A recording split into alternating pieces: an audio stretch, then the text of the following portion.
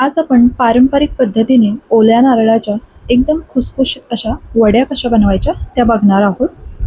अचूक प्रमाणासह आणि भरपूर साऱ्या टिप्ससोबत ही व्हिडिओ तुमच्यासोबत शेअर केलेले आहे.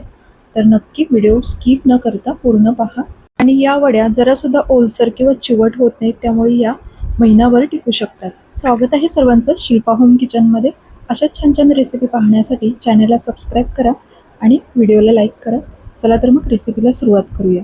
तर इथे मी या वाटीने मोजून 2 वाटी खवलेलं ओलं खोबरं घेतलेलं आहे. वाटीने खोबरं मोजून घेताना ते थोडं घट्ट दाबून घ्यायचं. तर इथे मी 2 वाटी खवलेलं ओलं खोबरं घेतलंय. तर वड्या थापण्यासाठी आपल्याला इथे प्लेट किंवा एखादा ट्रे तयार करून ठेवायचा आहे. तर इथे मी थोडंसं तूप घेऊन हा एक ट्रे तयार करून ठेवलेला आहे. तुम्ही याऐवजी ताटसुद्धा वापरू शकता. तर आता गॅसवरती एक कढई घेतले आणि ज्या वाटीने आपण खोबरं मोजून घेतलं त्याच वाटीने इथे मी 1.5 वाटी साखर घेतलेली आहे. आणि आता यामध्ये तर पाण्याचा इथे आपल्याला जास्त वापर करायचा नाही, फक्त पाव वाटी पाणी घ्यायचं आहे. साखर भिजे इतपतच पाण्याचा वापर करायचा आहे. आता हा साखरेचा पाक आपल्याला करून घ्यायचा आहे. तर मध्यम गॅसवरती साखर पूर्ण विरघळेपर्यंत हे असंच परतून घ्यायचं. यामध्ये थोडं पाणी वापरलं की साखर पूर्ण विरघळते आणि जेव्हा आपण वडी सेट करतो तेव्हा साखरेचं कण राहत नाहीत, त्यामुळे आपण इथे पाण्याचा वापर केलेला आहे. तर साखर पूर्ण विरघळवून घ्यायची. आता साखर पूर्ण विरघळलेली आहे. आता यामध्ये आपण खवलेलं ओलं खोबरं घालून घ्यायचं आणि ते परतून घ्यायचं आहे. तर गॅस मध्यम ठेवायचा किंवा मध्यमपेक्षा थोडासा कमी केला तरी चालेल आणि हे सतत परतत राहायचं आहे. जसं जसं खोबरं शिजत जातं तसं हे मिश्रण थोडंसं पातळ होतं आणि नंतर मग आपल्याला हे परतून अगदी घट्टसर गोळा होईपर्यंत हे मिश्रण तयार करून घ्यायचं आहे. तर मिश्रण तयार कसं झालं हे कसं ओळखावं हे सुद्धा मी पुढे सांगेनच. तर आता हे व्यवस्थित आपल्याला परतून घ्यायचं आहे. तर आता यामध्ये मी अर्धा चमचा वेलची पावडर घातलेली आहे आणि आता पुन्हा एकदा आपण हे परतून घ्यायचं आहे. आता मी गॅस थोडीशी कमी केलेली आहे, कारण कधी कधी खोबरं परतताना त्याचा रंग बदलतो, तर तसं आपल्याला करायचं नाही, नाहीतर मग वड्यांचा रंगसुद्धा थोडासा काळपट दिसतो. तर त्यामुळे ही काळजी घ्यायची आपल्याला. मंद गॅसवरतीच आता हे परतून घ्यायचं आहे. तर बघू शकता आधीपेक्षा हे मिश्रण थोडंसं घट्टसर झालेलं आहे. तर आणखी आपल्याला 5 ते 6 मिनटं परतून घ्यायचं आहे.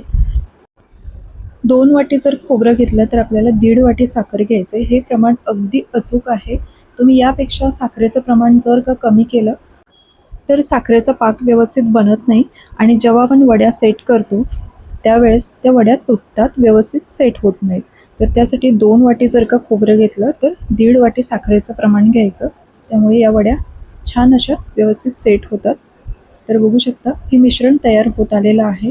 आधीपेक्षा खूप घट्ट झालेलं आहे आणि जेव्हा आपण असं परतून घेतो तेव्हा मिश्रणाचा गोळा तयार होतो आणि थोडेसे व्हाईट स्पॉट दिसायला लागतात, म्हणजेच आपला हा साखरेचा पाकसुद्धा तयार झालेला आहे. तर आता अगदी 2 मिनटातच आपल्याला हे मिश्रण ट्रेमध्ये काढून घ्यायचं आहे.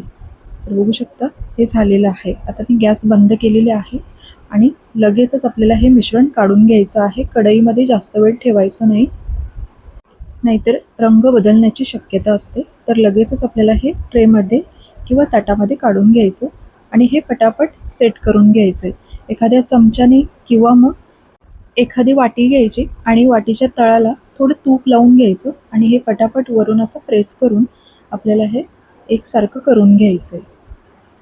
तर बघू शकता हे मिश्रण पटापट थंड होत चाललेलं आहे आणि हे आपल्याला सेट करून घ्यायचं आहे. थोडंसं दाब देऊनच आपल्याला हे सेट करून घ्यायचं आहे, म्हणजे वडी जी आहे ती कट करताना अजिबात तुटत नाही.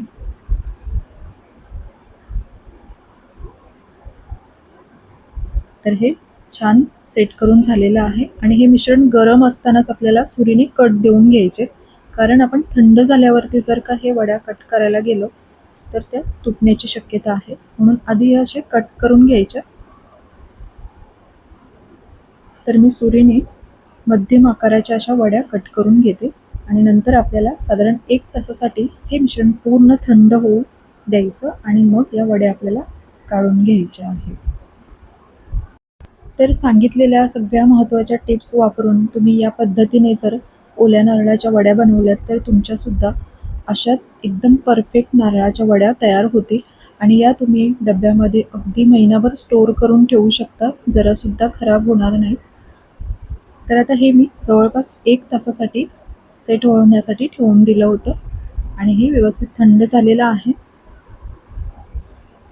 आणि आता पुन्हा एकदा वरून जे आपण कट करून घेतले त्यावरतीच पुन्हा एकदा कट करून घ्यायचे, म्हणजे ज्या वड्या आहेत त्या व्यवस्थित निघतील आणि मस्त व्यवस्थित सेट झालेल्या आहेत.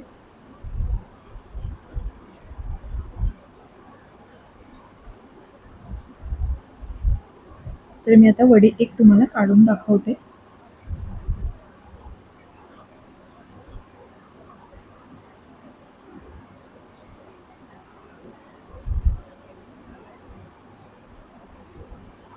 आणि बघू शकता ही वडी एकदम परफेक्ट सेट झालेली आहे. आणखी एक वडी तुम्हाला काढून दाखवते. तर अशा बाजूने थोडंसं कट करून घ्यायचे, कारण आता ह्या सेट झालेल्या आहेत. बघू शकता जरा सुद्धा तुटलेली नाही. आणि आता सारख्याच पद्धतीने मी सगळ्या वड्या काढून घेते.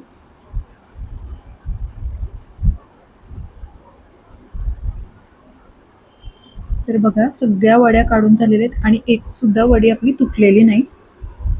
तर आता मस्त प्लेटमध्ये आपण वड्या काढून घेऊया. तर आजची ही पारंपरिक रेसिपी तुम्हाला कशी वाटली हे कमेंट्स करून नक्की सांगा आणि तुम्ही सुद्धा बनवून बघा आणि बनवल्यानंतर कमेंट्समध्ये नक्की तुमचे अनुभव शेअर करा.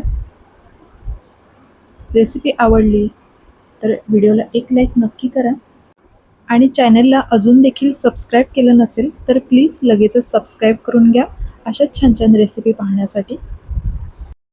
आणि सगळ्या वड्या मी अशा प्लेटमध्ये काढून घेतलेल्या आहेत. बघू शकता मी तुम्हाला जवळून दाखवते आणि तोडून सुद्धा दाखवते. जरा सुद्धा चिवट झालेली नाही आणि आतमध्ये अजिबात ओलावा शिल्लक राहिलेला नाही. मस्त खुसखुशीत अशा या वड्या तयार झालेल्या आहेत. व्हिडिओ शेवटपर्यंत पाहिल्याबद्दल खूप खूप धन्यवाद. पुन्हा एकदा भेटू अशाच एका नवीन रेसिपी सोबत. थँक्यू.